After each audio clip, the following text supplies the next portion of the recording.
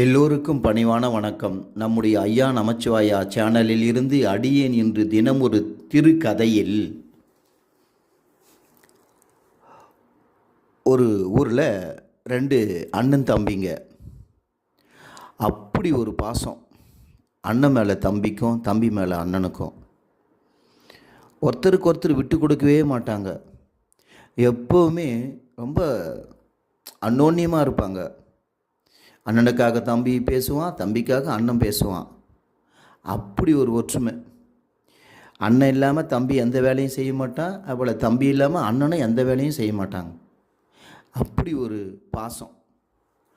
இவங்க 2 பேரும் இவ்வளோ பாசமாக, இவ்வளோ ஒற்றுமையாக, இவ்வளோ அந்யோன்யமாக இருந்தோம். அவங்களுக்குள்ள வேறுபாடு இருக்குது. ஒரே வேறுபாடு என்ன அப்படின்னா, தம்பிக்கு கடவுளே இல்லை அப்படின்னு சொல்லுவார். அண்ணன் ஒரு முருகர் கோவிலுடைய பூஜாரி, முருக பக்தர். இந்த விஷயத்தில் மட்டும் 2 பேருக்குமே முரண்பாடு, அடிக்கடி கருத்து வேறுபாடு ஏற்படும். ஒருத்தருக்கு ஆர்கியூமெண்ட் பண்ணிக்குவாங்க, விவாதம் பண்ணிக்குவாங்க. இப்படி இருக்கும்போது ஒரு நாள் அண்ணன் என்ன செய்கிறாரு, தன் தோட்டத்துக்கு போயிட்டு பூச்செடியில் முருகருக்காக பூக்களை பறிக்கிறார். அது பறிச்சுக்கிட்டு இருக்கும்போது கொஞ்சம் உயரத்தில் பூக்கள் நிறைய கிளையில் இருக்குது. அவரால் அதை பறிக்க முடியல, எட்டலை, உயரமாக இருக்குது. தம்பியை கூப்பிட்றாரு, டேய் தம்பி கொஞ்சம் வாடா. என்னண்ணா, அந்த மேலே இருக்கிற பூலாம் கொஞ்சம் பறிச்சு கொடுறா, எனக்கு எட்ட மாட்டேங்குது. அதெல்லாம் சாமிக்குன்னா நான் படிக்க மாட்டேன், நான் வரேண்ணா, எனக்கு வேலை இருக்குது, நான் போகிறேன். தம்பி எனக்கு கொடுறா, நீ சாமிக்கு பறிக்க வேணாண்டா, அண்ணன் மேலே உனக்கு பாசம் இருக்குதா இல்லையா? இருக்கு, அப்போ எனக்கு பறித்து கொடுறா. சரி, உனக்கு பறித்து கொடுக்குறேன் அப்படின்னு சொல்லிட்டு தம்பி என்ன பண்ணுறான், அவனை எட்டி பார்க்குறான். கை எட்டலை, உயரத்தில் இருக்குது பூ. டேய் இது எனக்கு தெரியாதா, எட்டி எட்டி பார்த்து இருந்தாலும் முடியல, நீ அதே தான் பண்ணுறியா? சரி அண்ணா, இப்போ நான் என்ன பண்ணணும், இந்த பக்கத்தில் மதில் சுவர் இருக்கு பாடுறேன், அது மேலே ஏறுறா, ஏறி நின்று எனக்கு கொஞ்சம் பறிச்சு கொடுறா. எனக்கு தான் வயசு ஆயிடுச்சுல்ல, நீ இதை மேலே ஏறி படிப்புன்னு தானே உன்னை வர சொன்னேன். சரிண்ணா, அந்த ஸ்டூல் எடுத்துகிட்டு வாண்ணா. என்னது ஸ்டூலா? அட ஜம்ப் பண்ணி ஏறுறா மேலே. நான் எங்கண்ணா ஜம்ப் பண்ணுறது, நீ வேறு ஸ்டூல் எடுத்துகிட்டு வாண்ணா. சரிண்ணா, நானே இப்போ எடுத்துகிட்டு வரேன். ஸ்டூல் எடுத்துகிட்டு போட்டுட்டு மேலே ஏறுறான். அப்படி ஏறும்போது, அந்த ஸ்டூல் மேலே ஏறும்போது தம்பியினுடைய கை காலெலாம் அப்படியே கடகடன்னு உதறுது. டே என்னடா அது, ஸ்டூல் மேலே ஏறதுக்கு உன் கை கால் உதறுது? என்ன ஏறுறான், கை காலெலாம் உதறுது, ஆடிக்கிட்டே இருக்குது. அந்த உதறலோடவே அதுக்கு மேலே காம்பவுண்ட் மேலே ஏறுறான். காம்பவுண்ட் மேலே ஏறுறான், அப்படியே வெடன்னு கால் அப்படியே ஆடுது. அப்படியே டே இருறா பார்த்துடா விழுந்துட போகிறடா. நான் இருண்ணா. ஆடிட்டே அப்படியே மேலே ஏறுறான். மேலே ஏறி நின்று தடுமாறான், தக்கான்னு அப்படி குதிக்கிற மாதிரி ஆடுறான். பார்த்துடா தம்பி, பார்த்துடா, கீழே வந்துட போகிறடா. என்னடா உனக்கு தெரியாமல் ஏற சொல்லிட்டுனடா, என்னடா இந்த மதில் சவருக்கே இப்படி உதறது உடம்பு உனக்கு, கை கால்லாம். அப்படியே என்ன பண்ணுறான், பக்கத்தில் இருக்கிற கலையை அப்படி தாங்கி பிடிச்சிக்கிட்டு இன்னொரு கையால் அந்த பூக்கள்லாம் பறித்து அண்ணங்கிட்ட கொடுக்குறான். எப்பா நீ பூக்கள் பறிச்சது போதும், இறங்கு சாமி, நீ வேற கீழே வந்து எதுனா ஆகிட போகுது. அப்புறம் நீ வழி என்னவோ அதை விட நான் வழியில் துச்சம் கிடப்பேன் மனசில். ஆனால் சாமி நீ கீழே இறங்க போதும். சரிண்ணா இறங்கிடுறான் கீழே. இறங்கிட்டு சரி அண்ணா நான் கிளம்புறாண்ணா. ஏண்டா கிளம்பு திருட்டு சாப்பிட்டியா? அதெல்லாம் சாப்பிட்டேன். எங்கடா டே வாடா, 2 பேரும் சாப்பிட்லாம். இல்லை நான் உண்மையிலே சாப்பிட்டேண்ணா. சரி சீக்கிரம் மதியம் வந்துரு சாப்பிட்ணும். இப்பான்னு வேலை சுற்றின்னு இருக்காத, வேலைக்கு வந்து சாப்பிட்ணும். சரிண்ணா கண்டிப்பாண்ணா வந்துடுறேண்ணா. தம்பி கிளம்பி போயிட்டான். இதை பூக்களை எடுத்துகிட்டு போகிறாரு. பறிச்சுட்டு பூவை தொடுத்து மாலையாக்கி எம்பெருமான் முருகப்பெருமானுக்கு சாத்தி, முருகா உருவாய் அருவாய் உளதாய் இல்லதாய் மறுவாய் மலராய் மணியாய் ஒளியாய் கருவாய் உயிராய் கதியாய் வீதியாய் குருவாய் வருவாய் அருள்வாய் குகனே அப்படின்னு பாட்டு பாடிக்கிட்டே சுவாமிக்கு மாலையை சாத்துறார். சுவாமி சாமியே இல்லைன்னு என் தம்பி சொல்கிறான், சாமி இருக்குன்னு நீதாம்பா அவனுக்கு உணர்த்தணும் அப்படின்னு சுவாமிக்கிட்ட ஒரு முறையிட்டு வேண்டிக்கிட்டு வீட்டுக்கு போயிடுறாரு. ஒரு நாள் அண்ணனும் தம்பி பேசிகிட்டு இருக்கும்போது ஒரு சின்ன வாக்குவாதம். அண்ணா இப்படிலாம் பேசாதண்ணா. இல்லை தம்பி, கண்டிப்பாக கடவுள் இருக்கார். கடவுள்லாம் சும்மாண்ணா, அதெல்லாம் ஒரு இயற்கை, அவ்வளோதான். அந்த இயற்கையும் தெய்வம் தான்டா, அதெல்லாம் கிடையாதுண்ணா, அதெல்லாம் நம்ம ரொட்டீனாக நடக்கிறதுண்ணா. அப்படிலாம் சொல்லாதப்பா. இல்லைண்ணா அப்படின்னு பேசின்னு இருக்கும்போதே ஒரு 4 பேர் ஊர்லேருந்து வந்துடுறாங்க. ஊரில் இருக்கக்கூடிய 4 பேர் வந்துடுறாங்க. என்ன அண்ணன் தம்பியும் பேசின்னு இருக்கீங்க? எப்பயுமே பேசுகிற மாதிரி தான் பேசிட்டு இருப்பாங்க. இவர் கடவுள் இருக்குன்னுவார், இவர் இல்லைன்னு சொல்லுவார். அப்படியா? ஏப்பா உன் தம்பிக்கு கடவுள் இருக்கிறாருன்றது உன்னால் நிரூபிக்க முடியாதா? எதுக்கு அவங்ககிட்ட போயிட்டு வாதம் பண்ணிக்கிட்டு இருக்க? ஆமாம், நீங்கள் சொல்கிறதும் சரிதான். எம்பெருமான் முருகப்பெருமான் இருக்கார், எனக்கு அவர் உறுதுணையாக இருப்பார், அதில் எந்த மாற்றமும் கிடையாது. ஆமாம், உறுதுணையாக இருக்கிறாரு தம்பி. சரி, இப்போ என்னான்ற, கடவுள் இருக்காருன்னு அவனுக்கு நிரூபிக்கட்டுமா? சரி, அப்படி என்ன செய்யலாம்? ஊர் ஜனங்களாம் கேட்குறாங்க. பாருங்கள், வர செவ்வாய்க்கிழமை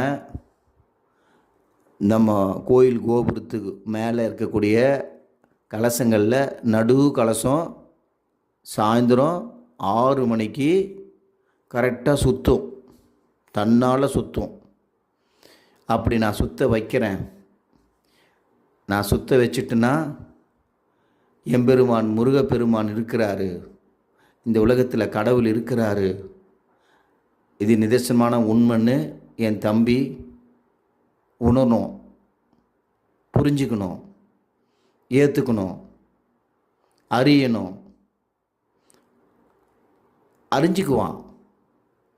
இதுதான் போட்டி. என்னடா தம்பி? சரி, எனக்கு ஒன்றும் இல்லை, தாராளமாக சுற்ற வைங்க பார்க்கலாம். ஆனால் ஒன்று, ஊரில் இருக்கிறவங்களாம் சொல்கிறாங்க, இதை பாருங்கள் தம்பி, உங்கள் அண்ணன் வந்து சொத்தை வச்சிட்டாருன்னு வச்சுக்கோ, அதுக்கப்புறம் நீ கடவுள் இருக்காருன்னு உண்மையும் ஒத்துக்கணும்.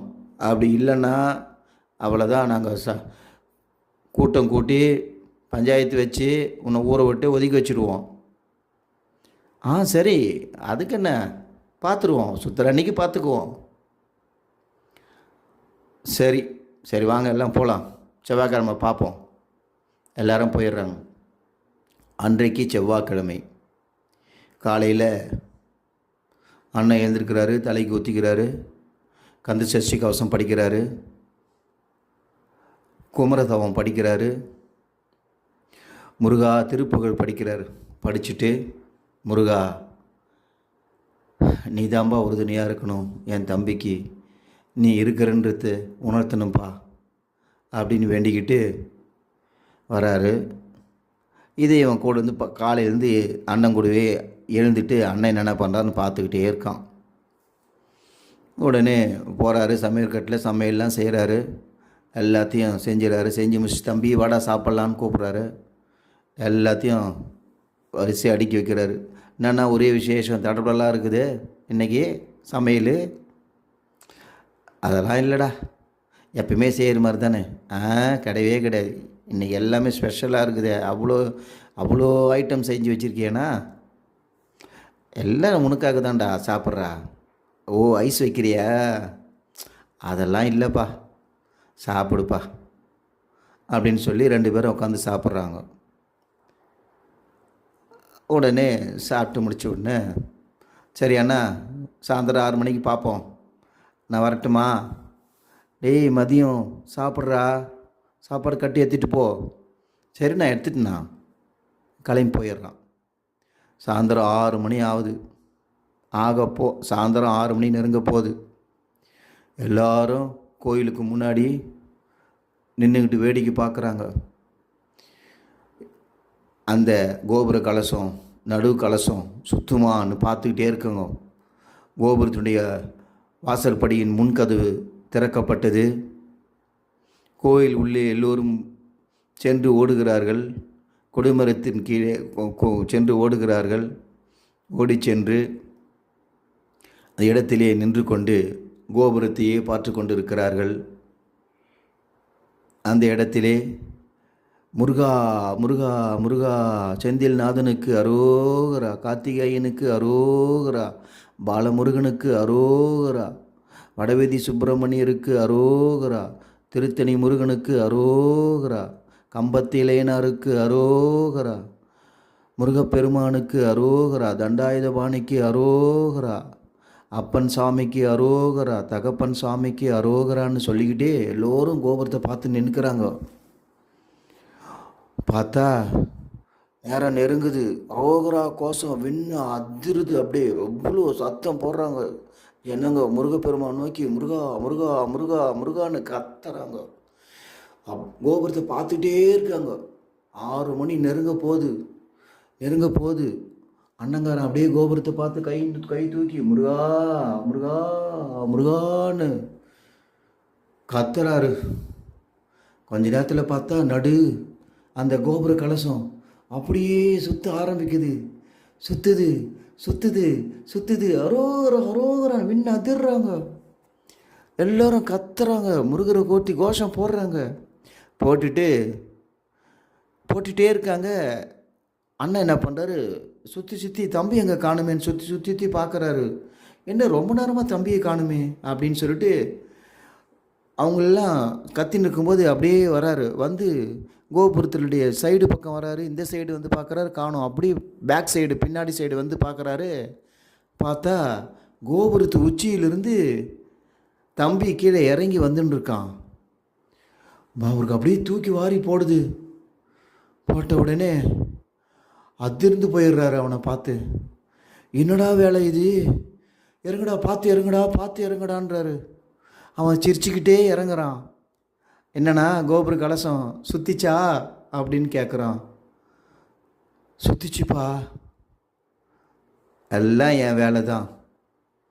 பார்த்தியா, உங்கள் முருகப்பெருமான் ஒன்றும் சுற்றலை, நான் தான் சுற்றினேன். எங்கள் அண்ணன் ஊருக்கு முன்னாடி தோத்துடக்கூடாது, எங்கள் அண்ணனுடைய பக்தி எல்லார்கிட்டேயும் பொய்யாயிடக்கூடாது அப்படின்றதுக்காக நான் தான் சுற்றினேன் அப்படின்னு தம்பி சொல்கிறான். இவர் அப்படியே ஒரு நிமிஷம் அவனை பார்த்துட்டு, இன்னொருத்தரை சொல்லுப்பா அப்படின்னு சொல்கிறாரு. நான் தான் சுற்றினேன், நான் தான் மேலே ஏறி சுற்றினேன், உனக்காக தான் நான், எங்கள் அண்ணனுக்காக நான் மறுபடியும் சொல்கிறான். அப்படியாப்பா, அன்னைக்கு பூ பறிச்சியே, ஸ்டூல் மேலே ஏறினையே, உன் கால் எப்படிப்பா உதிருச்சு? ஆமாம், பயங்கரமாக உதறிச்சு. காம்பவுண்டு மேலே கூட ஏறினி, அப்போ என்னாச்சு? உடம்பெல்லாம் உதறிச்சு. சாதாரண ஸ்டூல் மேலே ஏறத்துக்கு உன் கால் உதறிச்சு. அந்த கொஞ்சம் தூரம், கொஞ்சம் உயரமாக இருக்கிற காம்பவுண்டு மேலே ஏறத்துக்கே உங்கள் உடம்பெல்லாம் உதறிச்சு. எப்படிப்பா இப்படி 70 அடி உயரம் இருக்குற, 100 அடி உயரம் இருக்கிற இந்த கோபுரத்து மேலே எப்படிப்பா ஏறின? அது நான் ஏறினேன், வேகமாக ஏறிட்டேன். அதுதான் எப்படிப்பா ஏறினேன் வேகமாக? ஏறிட்டேன், நான் எங்கள் அண்ணனுக்காக ஏறிட்டேன். அப்படியா? ஏறலப்பா நீ, எங்கள் அப்பா முருகன் உன்னை ஏற்ற வச்சான். சாதாரண மதில் சுவரே ஏற முடியாது உன்னை 100 அடி உயரம் ஏற்ற வச்சான்பா. எந்த பயமும் இல்லாமல் கீழே பார்த்தா பயம் இருக்கும், அப்படியே உதறும். ஆனால் நீ எப்படி சாதாரணமாக மேலே சரு சருன்னு ஏறின, நீ இறங்கும்போது எப்படி இறங்குன? வேக வேகமாக ஏறின, என்னவோ 100 முறை ஏறி இறங்கின மாதிரி இறங்கின. பார்த்துட்டே தானே இருந்தேன். எங்கள் அப்பனுடைய முருகனுடைய அருள் இல்லைன்னா உன்னால் ஏறி இருக்க முடியாதுடா இவ்வளோ ஒரு உயரம். இப்பயாவது புரிஞ்சுக்கினியா அப்பனுடைய முருகனுடைய சக்தியை? ஒரு நிமிஷம் அப்படியே அமைதியாக போயிடுறான் தம்பிக்காரன். ஆமாம், இல்லை சாதாரண மதுசோறு மேலே நம்மளால் ஏற முடியல, ஸ்டூல் மேலே ஏற முடியல, உதறிச்சு. எப்படி நம்ம இவ்வளோ தூரம் ஏறணும்? ஆச்சரியமாக இருக்கு. அது மட்டும் இல்லாமல் நீ மேலே உச்சியில் ஏறி ஒரு கையை ஏதோ ஒன்றுத்தில் பிடிச்சிக்கிட்டு இன்னொரு கையால் தானே சுற்றி இருப்பேன். இல்லைண்ணா, நான் மேலே ஏறி நின்றுக்கிட்டேன்னா 2 கையால் தானே சுற்ற முடிஞ்சு, ஒரு கையில் சுற்ற முடியலண்ணா, வெயிட்டாக இருந்துச்சு. 2 கையால் தான் சுற்றினேன். பின்பக்கம் இருந்து 2 கையில் சுற்றி சுற்றி சுற்றி சுற்றி விட்டேன். அது உங்களுக்கு முன்பக்கம் இருக்கும்போது சுற்றுறது நல்லா தெரிஞ்சிருக்கும். ஆமாம், அப்போ 2 கையும் விட்டு இவ்வளோ தைரியமாக சுற்றி இருக்கேன்னா என்ன அர்த்தம்? யோசிச்சு பாடுறா. அதுதாண்டா எங்கள் அப்பா முருகனுடைய செயல். இப்பயாவது உணர்ந்தியா கடவுள் இருக்காருன்னு? கடவுள் இப்படி தான் உறுதுணையாக இருந்து எல்லா விஷயத்தையும் செய்வார். கடவுளை வணங்கு, நல்லதே நடக்கும் அப்படின்னு சொல்கிறார். மன்னிச்சிடுண்ணா, புரிஞ்சுக்கிட்டேன் நான் சொல்லி அண்ணன் காலில் விழுந்து ஆசீர்வாதம் வாங்குகிறான். பரவாயில்ல, எழுந்துடுறா தம்பி, என் அன்பு தம்பின்னு சொல்லி அணைச்சிக்கிறாரு. இது ஒரு சினிமாவில் வந்த கதை, உங்களுக்காக பழங்காலத்து கதை, உங்களுக்காக கடவுளை பற்றி உணர்த்தணுன்றதுக்காக இந்த கதையை கூறி முடிக்கின்றேன். முருகா முருகா முருகா. திருச்சிற்றம்பலம். பிடிச்சிருந்தா சந்தோஷம் அடையுங்கள், பிடிக்கவில்லை என்றால் வருத்தப்பட வேண்டாம். திருச்சிற்றம்பலம். எல்லோருக்கும் பணிவான வணக்கம். நன்றி.